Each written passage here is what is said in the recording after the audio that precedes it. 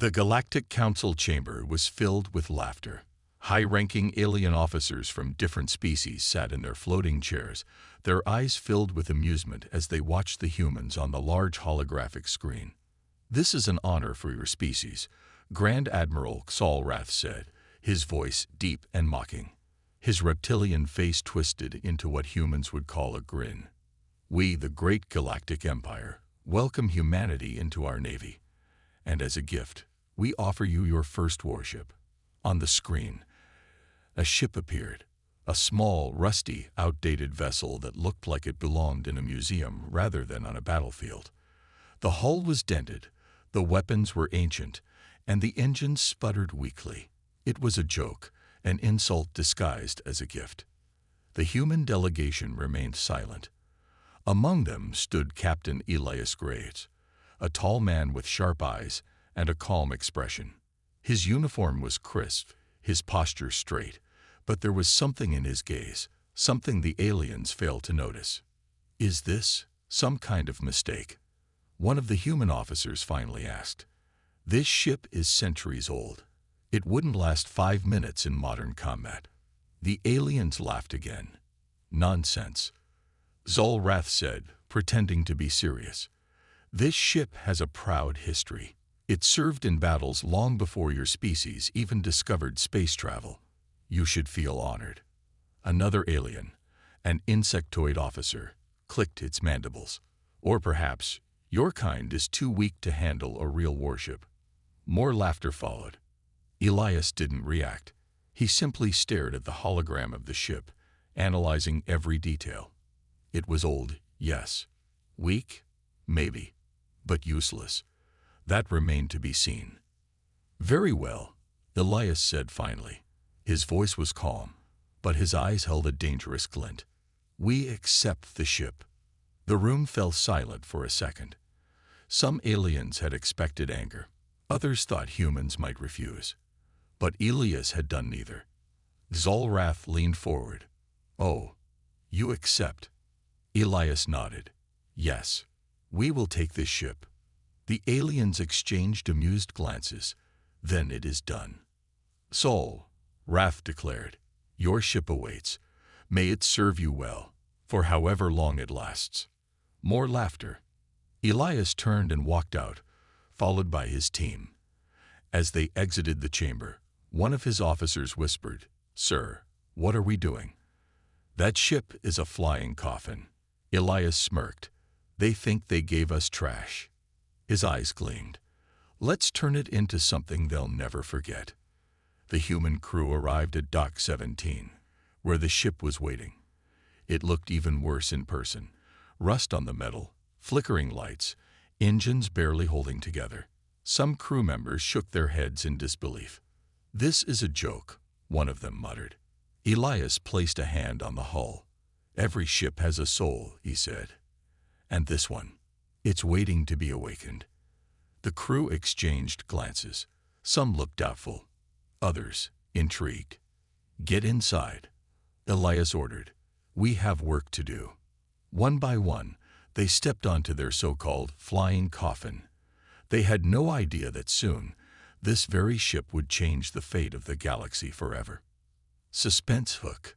As the last crew member entered, the ship's engines hummed to life on their own, as if it had been waiting for someone worthy to command it.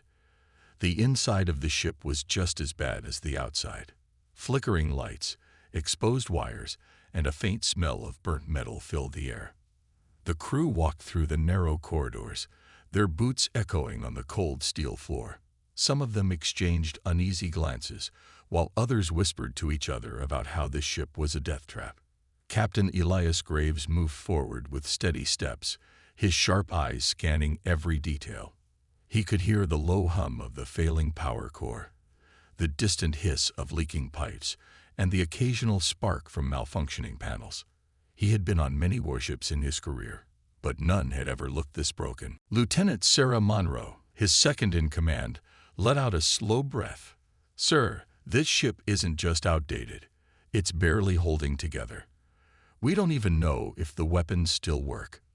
Elias placed a hand on one of the bulkheads, feeling the vibrations beneath his fingers.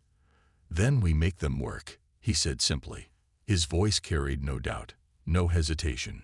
Some of the crew members looked at each other. They had heard the laughter of the aliens, the mocking tones, the way they had practically gifted this ship to them as a joke. And yet their captain wasn't angry or frustrated. He was focused, determined. A few engineers rushed to the control panels, their fingers working over rusted buttons and cracked screens. Static buzzed through the comms before a voice finally came through. "Sir, the ship's systems are still operational, but barely. The engines are at 30% capacity, the shield generator is offline, and the weapons, well, we have no idea if they'll even fire." Elias nodded. "Then let's start fixing it. I want a full report on what we can salvage. Prioritize the engines and shields. If we're going to fly this thing, we need to make sure it can move and survive a hit." The crew hesitated for a moment, then moved quickly, their doubts slowly turning into determination. Hours passed as the team worked. Panels were pulled apart, wires were reconnected, and engines were restarted. The ship groaned like an old beast waking from a long slumber. The power flickered on and off, but every time it stayed on a little longer. The engineers discovered something unusual. Beneath all the rust and damage, the ship's core design was unique. The materials were old, but the way they were structured suggested something far more advanced than expected. The aliens may have thought they were handing humans a useless relic, but they hadn't realized what this ship truly was. "Sir," an engineer called out, "you need to see this." Elias walked over and looked at the exposed core of the ship. Strange symbols were engraved into the metal, symbols that didn't match any known human or alien language. Monroe frowned. "What is that?" "No idea," the engineer said. "But this ship, it's not just old. It's different. It doesn't match any of the standard Galactic Empire designs. In fact, it's almost like—" He hesitated before finishing his sentence. "Like it was built for something more." Elias narrowed his eyes. He had suspected there was more to this ship than the aliens realized, but this confirmed it. They had been given this vessel as an insult, but it might be something far more valuable than anyone had expected. Suddenly, alarms blared through the ship. The crew jumped, their hands moving to their weapons. "Incoming transmission," the comm officer announced. "Put it through," Elias ordered. A hologram flickered to life in the center of the room. It was an alien officer, one of the commanders from the Galactic Fleet. His expression was one of amusement, but there was something in his eyes, something calculating. "Ah, Captain Graves," the alien said. "I hope you're enjoying your new ship. We have an opportunity for you." Elias crossed his arms. "I'm listening." The alien smiled, but it was not a friendly smile. "A training exercise has been scheduled. A simple test of combat skill. Since humanity is now part of the Galactic Fleet, we thought it would be a perfect chance for you to prove yourselves." Elias could already see where this was going. They weren't inviting him for a test. They were setting a trap. "What kind of test?" he asked.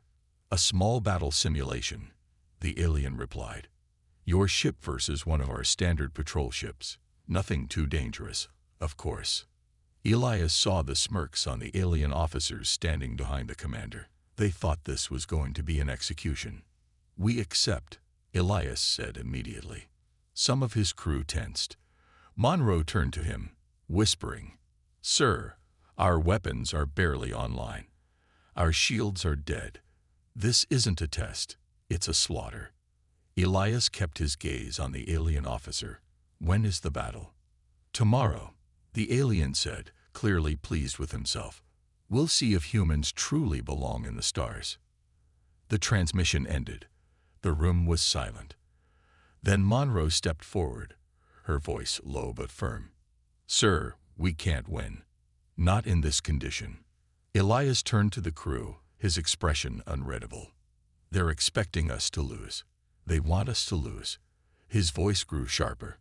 "Are we going to give them what they want?" The crew looked at each other. Then, slowly, one of the engineers spoke. "No, sir." "Then let's get to work," Elias said. "We have one night to turn this ship into something they'll never forget." The crew moved instantly, their hesitation gone. The laughter of the aliens still echoed in their minds, but now they had something to prove. This ship, this so-called flying coffin, would soon become something else entirely. Far away in the depths of the ship, the engines hummed again, stronger this time, as if the ship itself had been waiting for this moment. The crew worked through the night, pushing themselves beyond exhaustion. Sweat dripped from their brows as they crawled through tight maintenance tunnels, their hands covered in grease and burns. Sparks flew from open panels, the flickering emergency lights barely illuminating the chaotic scene. Elias stood in the center of the bridge, overseeing every effort.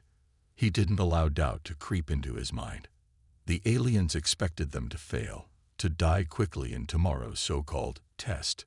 But he wasn't going to let that happen. Monroe ran up to him, her face marked with dirt and exhaustion. "Captain, we've managed to restore partial shielding. It's weak, but it'll hold against light weapons fire. The problem is, we can't power shields and weapons at the same time. If we shoot, we drop our defenses."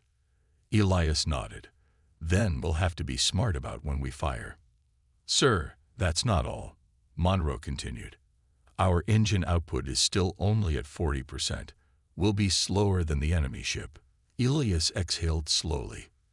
"Then we make up for it with maneuvering." "Can the thrusters still give us bursts of speed?" "Yes, but only in short bursts," Monroe said. "We'll have to use them wisely." Elias turned to the rest of the bridge crew. "I want every available engineer focused on improving power efficiency.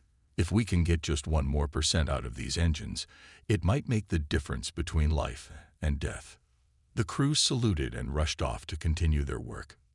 Deep in the bowels of the ship, engineers struggled to rewire ancient circuits, trying to reroute power from non-essential systems. It was Monroe who discovered something unusual. She was examining an old, rusted panel when she noticed a strange compartment hidden behind layers of insulation. It didn't match the rest of the ship's design. Carefully, she pried it open. Inside was a small device, glowing faintly. Symbols covered its surface, symbols that looked eerily similar to the ones on the ship's core. "What the hell is this?" she muttered.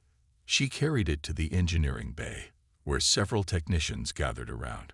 One of them, a young engineer named Patel, adjusted his glasses. That's not standard human or alien tech.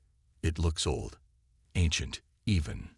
Elias arrived moments later, his eyes locking onto the mysterious object. "Can we use it?" Patel hesitated. "Sir, we don't even know what it does. If we activate it, it could fry our systems, or worse." Elias studied the device, then made his decision. "Hook it up. If this ship was built with it, then it was meant to be used." The engineers exchanged nervous glances, but followed his orders. Carefully, they connected the device to the ship's power grid. For a moment, nothing happened. Then, the ship rumbled. The lights flickered, then stabilized. Brighter than before, a hum vibrated through the walls, deeper and more powerful than anything they had felt before. The screens on the bridge glowed with new data, information streaming in faster than any of them could process. Elias looked around. "Status report." One of the engineers stared at his readings, his hands shaking. "Sir, power efficiency just jumped by 20%. Shields, weapons, engines, everything is operating better than before." Monroe blinked. "That's impossible." But it wasn't. Whatever that device was, it had awakened something inside the ship. Something old, something hidden. Elias clenched his fists. "Then let's see what else this ship is capable of." For the first time since stepping onto this rusting relic, he felt something new, hope. By the time morning arrived, the ship was transformed. It still looked like a pile of junk on the outside, but inside, its systems were running at peak efficiency. The aliens had given them a joke of a ship, but now it was something far more dangerous. The crew gathered on the bridge, their exhaustion overshadowed by determination. The Galactic Fleet's test would begin in just a few hours. They would face a superior enemy ship, but they weren't just going to survive. They were going to win. The moment had arrived. The human crew stood at their stations, eyes locked on the main display as the countdown for the battle test began. The Galactic Fleet's warships surrounded them, towering behemoths of metal and energy that outclassed their vessel in every measurable way. Their opponent, a sleek, state-of-the-art Valkyrie destroyer, loomed ahead, its polished black hull gleaming under the artificial lights of the training field. Elias stood firm, his hands gripping the console as the ship vibrated beneath him. This wasn't just a test, it was a death sentence. The Valkyrie were known for their ruthlessness, and the Galactic Fleet had chosen them specifically to humiliate humanity. A voice crackled over the communication system. It was Commander Valrek, the Valkyrie captain. His voice tricked with amusement. "Human vessel, you may begin when ready. Do try to make this entertaining before we end it." The alien warship powered up its systems, blue energy crackling along its weapons array. They weren't taking this fight seriously. To them, it was target practice. Elias smirked. They had no idea what was coming. The moment the countdown hit 0, Elias barked his first order. "Monroe, full thrusters now." The ship lurched forward, engines roaring as the crew engaged the newly optimized thrusters. Instead of moving sluggishly like before, the ship shot forward with surprising agility. The Valkyrie crew hesitated, just for a second. But in battle, a second is everything. The enemy destroyer fired its first volley, bright plasma bolts cutting through the void. But the human ship twisted unnaturally, dodging with an almost impossible level of precision. The plasma bolts streaked past, missing by inches. On the Valkyrie bridge, Commander Valrek's amusement vanished. What? They shouldn't be able to move like that. But they could. Elias grinned. The ancient device they had discovered had unlocked something deep within the ship, something no one understood yet. But right now, he didn't need to understand it. He just needed to use it. "Return fire," he commanded. The human vessel's main cannons flared to life, sending 2 bright pulse rounds streaking toward the Valkyrie destroyer. The alien ship's shields absorbed the first shot, but flickered under the second. The Valkyrie weapons officer spun around, alarmed. "Sir, their energy output is higher than expected." Valrek clenched his fists. "Increase firepower. Overload their shields." The destroyer unleashed a storm of plasma. The sky burned with energy as wave after wave of firepower rained down on the human vessel. The ship shook violently, alarms blaring across the bridge. "Shields at 60%, Monroe shouted. Elias made a split-second decision. "Drop shields. Redirect all power to thrusters." Monroe's eyes widened. "Sir, that's..." "Do it." The moment the shields dropped, the ship jerked sideways, narrowly avoiding another barrage that would have crippled them. The plasma fire passed harmlessly by. The Valkyrie were caught off guard. No one dropped their shields during battle. It was suicide. But Elias wasn't playing by their rules. Now, full weapons power. The ship's hidden systems roared to life, charging up with power levels that shouldn't have been possible. The ancient device integrated into their ship pulsed, feeding energy through the circuits. Their cannons fired, but this time, it was different. The pulse rounds struck the Valkyrie ship's weapons array, disabling it instantly.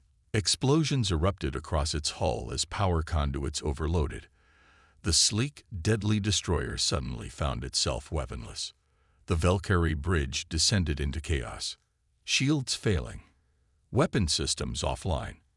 Commander Valrek stood frozen, his mind struggling to comprehend what had just happened. A ship that was supposed to be a worthless hunk of junk had just outmaneuvered and disabled one of the most advanced warships in the fleet. His rage boiled over. How are they doing this? Elias watched from his own bridge, his expression calm. "Monroe," he said, voice steady, "let's end this."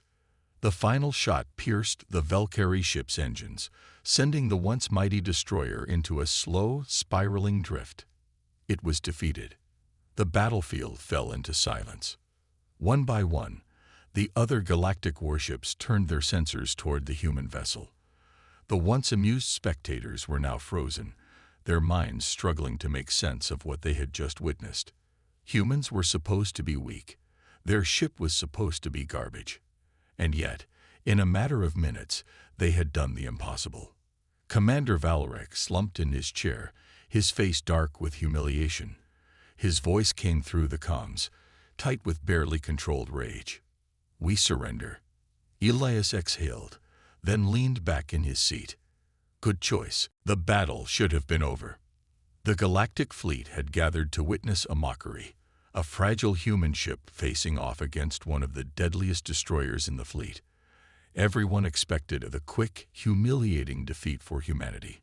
Instead, they had seen something impossible. The Valkyrie warship, known for its unmatched precision and firepower, now drifted helplessly, its weapons disabled, its shields shattered.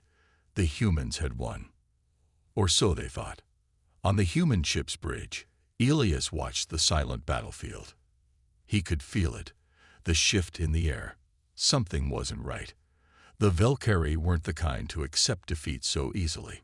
"Stay on alert," he ordered, his voice steady. Monroe checked the scanners. "Sir, Valkyrie ship is sending a distress signal. They're calling reinforcements." Elias's expression didn't change. "How many?" Monroe's hands flew across the console. When the answer appeared, she hesitated. "Sir, 27 ships, all heavy-class warships." The bridge fell silent. 27 warships against one human vessel. Even with their mysterious new technology, even with their unexpected victory, this was something else. A full execution squad. The Galactic Fleet didn't just want them defeated, they wanted them erased. The main display flickered as a transmission came through. A figure appeared on screen, a towering reptilian Drexian admiral, clad in the deep crimson uniform of the Imperial Navy. His slitted golden eyes locked onto Elias, filled with contempt. "Human vessel." His voice was a low growl. "Your display of defiance was amusing, but now you face the true might of the Galactic Fleet. Surrender immediately, and your deaths will be quick. Resist, and we will ensure your kind is never spoken of again." Elias leaned back, arms crossed. "You scared, Admiral." The bridge crew stiffened. The Drexian admiral's golden eyes narrowed. Elias continued, his voice calm, controlled. "You brought 27 ships to fight one. That doesn't sound like a fair fight." He smirked. "For you." The Drexian's nostrils flared, his claws digging into the armrests of his chair. "Enough. You will be destroyed." The transmission cut off. The fleet moved in. Alarms blared as Monroe shouted, "Sir, incoming fire." The space around them erupted as the first barrage was unleashed. Beams of plasma sliced through the void, missiles streaked forward, and the very air inside the ship hummed from the sheer power being directed at them. "Brace," Elias shouted. The ship twisted, maneuvering in ways that defied physics. The ancient device pulsed at its core, flooding the systems with raw energy. Shields flickered, weapons charged faster than should have been possible, and their speed tripled. They weaved through the storm of fire, barely avoiding annihilation. But there was no escape. They were surrounded. "Monroe," Elias barked. "Targeting lead destroyer now." "No, target their command ship." Monroe's head snapped up. "Sir." Elias's gaze was sharp. "The Drexian admiral is leading this attack. Cut off the head, and the body panics." Monroe hesitated only for a second, then nodded. Targeting command ship. The energy cannons roared to life, sending a streak of unstable plasma directly toward the flagship. The entire Galactic Fleet watched, and for the first time in history, they saw something horrifying. The plasma bolt ripped through the Drexian flagship's shields. Shields that were supposed to be impenetrable. On board the command ship, chaos erupted. Shields at 20%. What kind of weapon is that? The Drexian admiral rose to his feet, his tail lashing behind him in fury. They should not have weapons that powerful. But they did. And Elias wasn't finished yet. He turned to Monroe. Overcharge the main gun.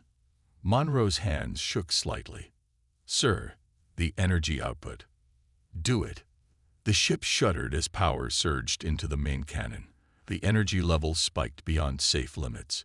If this failed, the ship itself could tear apart. But failure wasn't an option. Fire. The moment the final shot was unleashed, the entire fleet stopped moving. The command ship, one of the most powerful warships in the galaxy, was torn in half. A single shot had annihilated the pride of the Drexian navy. The surrounding warships hesitated. Their leader was gone. And in war, hesitation is death. Elias's voice was like steel. Now, attack. The human ship, once seen as a joke, now turned its cannons toward the remaining fleet. Plasma and kinetic rounds tore through enemy ships, striking weak points they didn't even know existed. One ship exploded, then another. Panic spread among the remaining fleet. Their entire strategy was crumbling. On a surviving warship, a Drexian officer turned to his captain, his voice shaking. Sir, what are they? The captain could only whisper one thing. Monsters. Elias stood at the center of the human bridge, watching as the once mighty galactic fleet fled. The same species that once mocked humanity now ran for their lives. And humanity. They had just rewritten the rules of war. The silence after the battle was eerie. Elias stood on the bridge, watching the remains of the galactic fleet retreat into the dark void of space. What had once been an unstoppable armada was now reduced to scattered, panicked survivors. The human ship, the one they had mocked, stood undefeated. Monroe let out a slow breath. Sir, we won. Elias didn't smile. His gaze remained locked on the wreckage floating outside. No, we survived. Because this wasn't over. The Galactic Council would never let this humiliation stand. They had sent 27 warships just to destroy them. And failed. The news would spread across the stars, shaking the very foundations of the intergalactic order. Humanity, once dismissed as insignificant, had proven itself capable of shattering the galaxy's greatest military forces. But that meant something far worse was coming. Elias turned to Monroe. Get me a status report. Monroe scanned the damage. Hull integrity at 70%.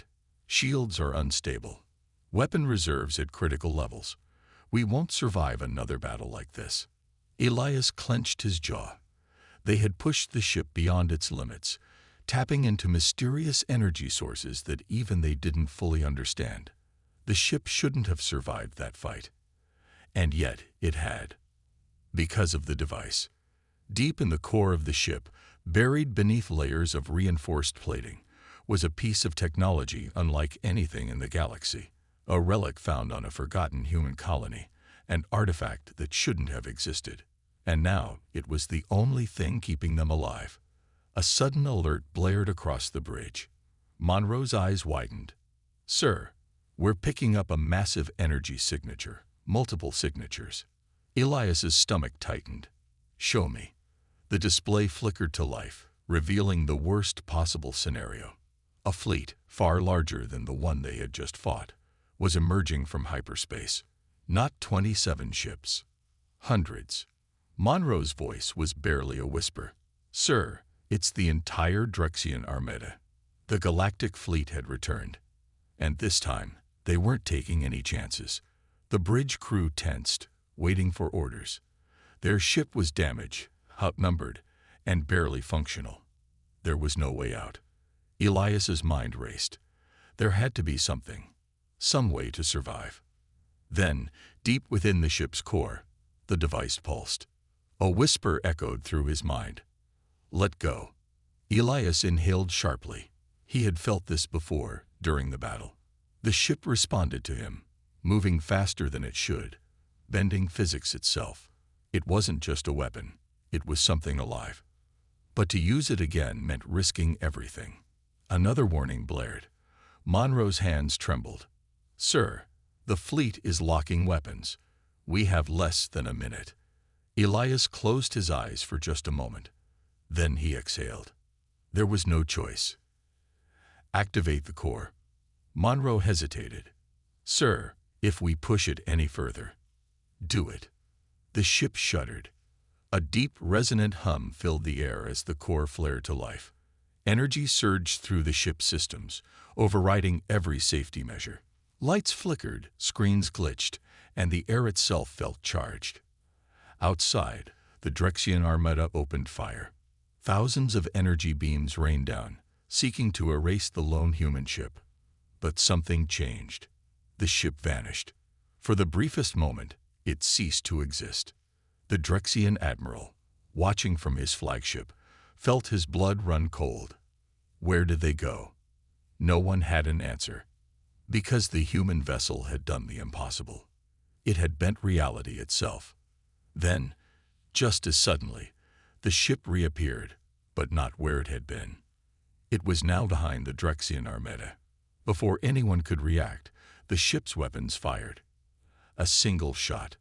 But this time, it wasn't just plasma or kinetic energy. This time, the fabric of space itself cracked. The energy pulse expanded outward, swallowing the nearest Drexian warships. In an instant, they were gone, not destroyed, not vaporized, but simply erased from existence. Panic spread through the Drexian ranks. Their weapons couldn't lock on, their scanners malfunctioned, their engines faltered. The laws of physics were breaking around them. The human ship, once dismissed as insignificant, had become something else entirely. The Drexian admiral staggered back, horror in his eyes. This is impossible. This isn't war. This is sorcery. Elias watched as the fleet broke apart, warships turning in blind panic, trying to escape. But there was no escape. The ship pulsed again, and another section of the fleet vanished. The Drexians, once conquerors of the galaxy, were now nothing more than prey. On the bridge, Monroe's voice trembled. "Sir, what do we do now?" Elias's expression was unreadable. His hand hovered over the console, the power of the device still humming through him. Then, at last, he made his choice. Let them run. Because this wasn't just a battle anymore. This was the beginning of something far, far greater. The silence on the bridge was thick with tension. The once mighty Drexian Armada, the most feared fleet in the galaxy, was now fleeing. Elias watched as the remaining warships scattered, trying to escape the horror they had just witnessed. What had once been a grand show of power had turned into a massacre. And yet, the battle wasn't over. The ship's core was still humming, the strange energy radiating from within. It had allowed them to bend reality itself, to erase enemy warships with a mere pulse of energy.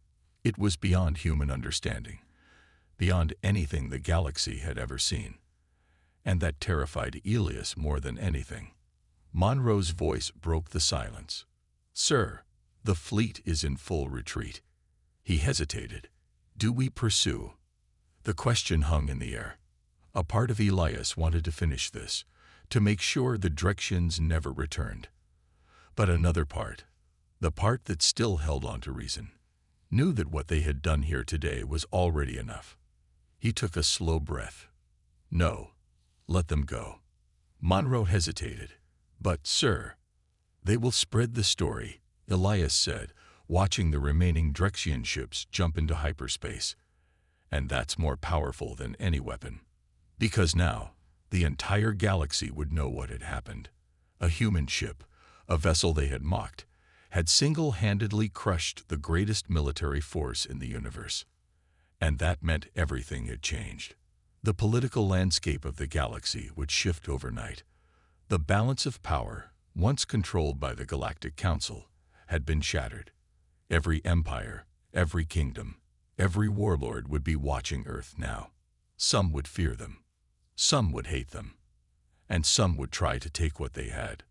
Elias turned to Monroe. "What's the status of the core?" Monroe checked the readings. His face paled. "Sir, the energy levels are still rising." Elias's stomach tightened. "Shut it down." Monroe's fingers flew across the controls. "Trying, but it's not responding." A low, rumbling vibration filled the ship. The hull trembled, lights flickering as the core's glow intensified. Then, a voice echoed through the ship. Not spoken, not transmitted, but heard in their minds.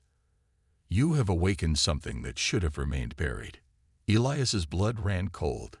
He knew, without a doubt, that this wasn't human technology. It never had been. The artifact they had found, the one powering their ship, was something ancient. Something not of this universe. And now it was awake. Monroe's hands shook. "Sir, something's coming." Elias's heart pounded. "What do you mean?" Monroe pointed to the holographic display. A tear in space was forming, right in front of them. Not a wormhole. Not a standard jump gate. Something else. Something unnatural. Elias gritted his teeth. Battle stations. The crew scrambled into action, but Elias already knew the truth. Weapons wouldn't matter here. Because whatever was coming, it wasn't something you could fight. The rift widened. A deep cosmic darkness swirled inside, stretching endlessly beyond human comprehension. And then they stepped through. Not ships, not creatures. Shadows. Living, shifting, sentient shadows. The bridge lights dimmed.